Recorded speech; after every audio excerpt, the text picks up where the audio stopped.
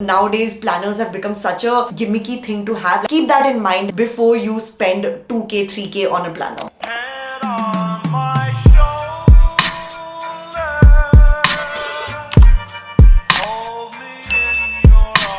What's up everyone, welcome back to my channel. So I thought of this video when so many of you who watched my guilt week, which by the way if you haven't, I will link up the entire playlist here. I think it's a fun series that I did. But yeah, I saw so many comments where all of you noticed I wasn't using my Alicia Souza planner. That's when I realized I never spoke about it, and I felt now is the perfect time to talk about this because we are nearing the last quarter of 2022, which is crazy to think about, meaning which it's also the planner season or the beginning of planner season. This is when one by one a planner is launched every other week, and if you followed my channel for a while, you know that I love using a planner, but I also have some really opposing thoughts to using a planner, which I thought would be interesting to share here before you spend your hard-earned money for an expensive planner that you probably would not use. So yeah, just grab a drink, a snack, and let's have a chat.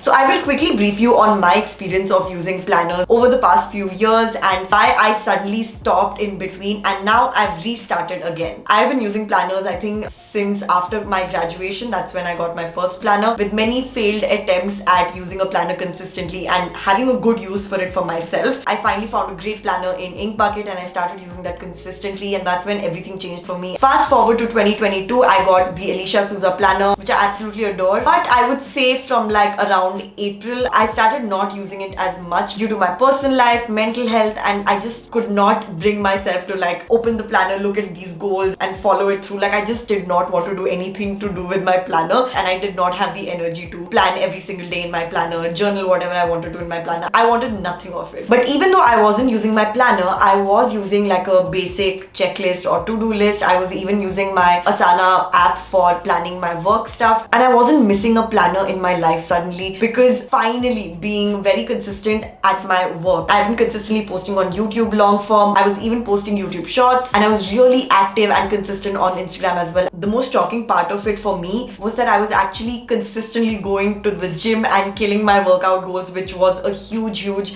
major goal for me this year, because that's one goal I set every single year but never achieved. But this year, even though of course I haven't achieved that goal yet, it's like at least I'm making some sort of tangible progress, and I was achieving all of this without using my planner, or rather staying away from it. And that's when it got me thinking, like, do I even need a planner? So yeah, that's why those weeks turned into months until literally September, when I decided to again get back to it. But yeah, I basically didn't find a need to use my planner. I wasn't even excited anymore to like open my planner, journal something in it, track my habits, keep up with my TV show and travel tracker. All of that generally just didn't see a point to doing it anymore, and I was in this weird space where I was thinking, like, is a planner just overhyped? But there is a twist. I felt something was missing. I know, sounds very cliched. I was thinking that my work is going fine. I was being consistent with my workout habits and health habits and all of that. What was the problem? I think it started with me questioning like big things like, you know, what is the purpose of my life and why was I put on this planet? What is my bigger vision and long-term goal? All that existential crisis stuff, okay? And then it suddenly hit me that I was lacking structure and routine. And I know, you most definitely do not need a planner to stick to a routine. But in my case, since that's what I've been doing for years, and using a planner was just part of my nighttime routine, there was suddenly just no structure. Like I would just wake up whenever, sleep whenever, do whatever, because well, I'm self-employed and there's no one to tell me, you know, 9 o'clock utke ye karo, wo karo, ye karo. And yeah, once that night routine sort of fell apart, my morning routine fell apart, my afternoon routine fell apart, my evening routine fell apart. Basically any sort of system that I had in my life was broken down. And even though there were other factors as well, like I said, my mental health, but mostly I really feel it was because I stopped using my planner, which was essentially part of my daily routine for years. I always saw including my planner in my night routine as like a quality me time where it's just quiet, nice ambience, and you know, just checking in with yourself, your goals, your day, your feelings, all of that. So the tipping point for me came in August when, you know, everything in my life was going great. Like I was feeling amazing, my work was going well, like just all in all, I was in a very, very good space. And I thought, Meghna, just open your planner. Like, just do it. What's gonna happen? If you don't want to do it anymore, don't do it. If you want to do it, then well, might as well start now. So with that thought, I opened my planner again after months, and I was shocked. I was focusing on so many of my main goals, mainly related to my work. So I knew, acha, YouTube mein ye upload karna hai, Instagram mein wo karna hai. I knew my main goal of fitness, and I was working on that as well. But when I opened my planner this time,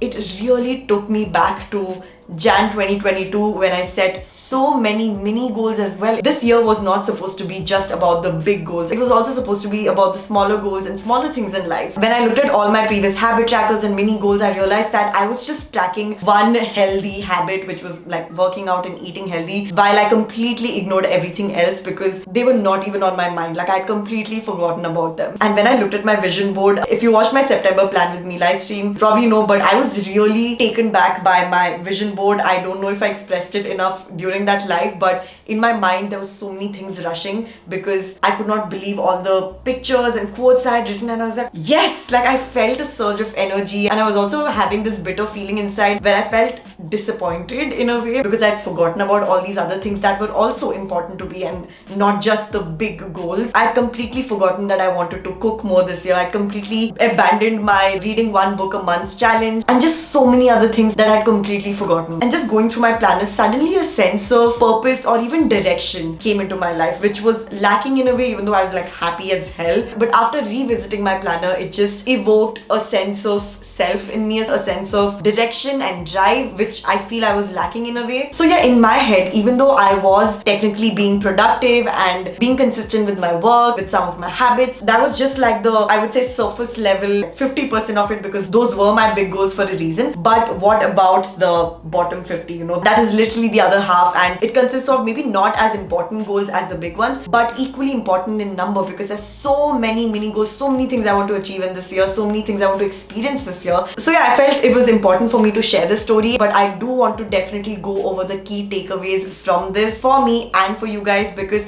if you're thinking I'm ending it on this note of like, yes, everyone should get a planner and it's the only way to be productive and successful, no. I'm going to give you both perspectives in my takeaways. So let's move on to my first takeaway. I realized that I can be productive without a planner. If I don't feel like using a planner, or if I don't want to, if I don't find joy in it, or something happens in life, it's okay, because I can get work done without a planner. Much simpler methods of planning, which leads to my second takeaway, and that is you do not need a planner for planning. If your purpose of getting a planner is to just be productive and track few habits, you can easily do that with any plain notebook or a cute journal, even digital apps and websites like Notion, Trello, Asana, so many to-do apps in the App Store as well, and even a simple calendar can sometimes be enough to just plan and be productive if that is your sole reason of getting a planner. So maybe you can actually save that money for something else and still get to plan, be productive, track habits, all of that using all these different free methods of planning which I mentioned. I have done a video on that which I will link up here, and all of those are mostly like free resources. My third takeaway is that it gives you like a 360 view on your life. Aspects like your habits, big goals, small goals, vision board, monthly reflections, daily journaling, daily to-dos, and so much more. All of this in one place. That's what makes a planner so special, and that's also why I personally love using a planner. But having said that, does everyone want to track all these things and keep up with all these goals and all these pictures and trackers and daily reflections and all of that? Maybe not. In fact, many people I've personally met find a planner super overwhelming and even unnecessary. Like, my brother can never understand why I want to track what all movies I watched in a year. Like, he really can't wrap his head around it. Or when my friends ask me, why do you want to use a habit tracker in a planner when you can do it much efficiently from your phone calendar? It'll keep reminding you, and well, honestly, technically it does seem way more efficient, right? So yeah, I just know that all the contents that I personally love that a good planner normally has is not everyone's cup of tea, and that is fine. In fact, many people even DIY their own planner just from a basic notebook. They don't need this daily section or the weekly section or even the monthly section for that matter. They probably just want to note down their main goals for the year and maybe create a habit tracker, and that's it. So that's very, very basic in the planner world, right? So there are levels to this, but most of the planners contain a lot of stuff within it, which is just not everyone's thing. And for my final takeaway, I feel a planner gives me structure, my life structure. I feel like I have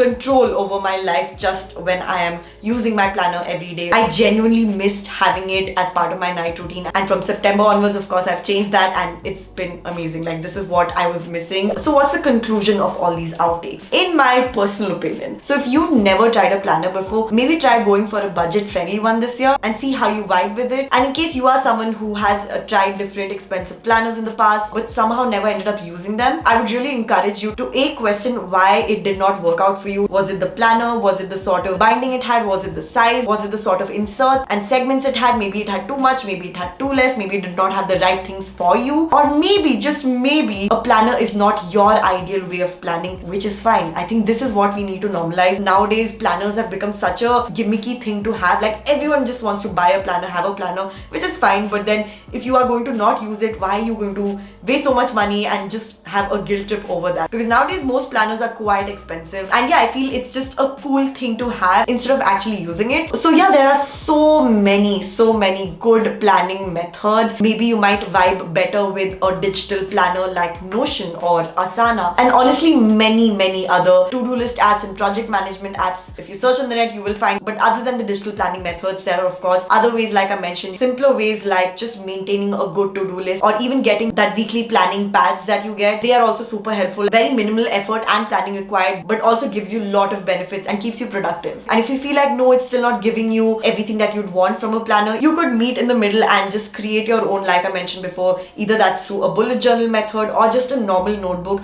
with simple segments that you feel you can follow weekly, monthly, quarterly, yearly even. Like, it's just whatever floats your boat, that's what you need to focus here. It's not about what's working for XYZ person or what's working for that influencer. It's about what's working for you. If a planner has been not working for you for years without any tangible reasons that you could correct the next year and get yourself a better planner, then I think you should just give up on that planner and find a better method of planning that could serve you in the best way possible. So yeah, just mix and match different methods of planning. I use a digital planner like Asana. I sometimes use Notion as well. I use Alicia Souza planner. I even use a to-do list. So I have a lot of mixture happening for different purposes. Again, this is a more complicated way of looking at planner. Not everyone needs to do this, and that's fine. But yeah, enough planning methods for you to try out other than a planner as well. So just keep that in mind before you spend 2k, 3k on a planner. I realize now that a planner may not be for everyone, as we all have different wants and needs from life. We all have different personalities even. But having said that about a planner, I feel planning as a skill should definitely be something that people should be striving towards bettering, as that is what brings success, purpose, drive and productivity into your life. As Benjamin Franklin famously said, if you fail to plan, you plan to fail. So yeah, this is just a conversation that I wanted to start. It's not like a proper list of pros and cons. I just feel like this discussion needs to happen on YouTube, and just no one ever talks about it. Everyone's just running behind a planner blindly without knowing the pros and the cons of it. So me being a planner head myself, I've seen both sides. So I would love to know from you guys in the comment section what you think of a planner. Have you found success using a planner? Do you end up not using a planner? What other method would you prefer over using a planner? I can't wait to read your comments. I hope you enjoyed this sort of discussion. Please do leave a thumbs up if you did, and of course be part of this beautiful community. Meg fam, we are so close to 90k. Oh my god, it's insane. Okay, please do subscribe, and while you're at it, do hit on the bell icon so that you don't miss out on any of my future videos. That's it. I will see you in my next video. Till then, stay happy, positive, grateful, be kind to yourself and others. Bye.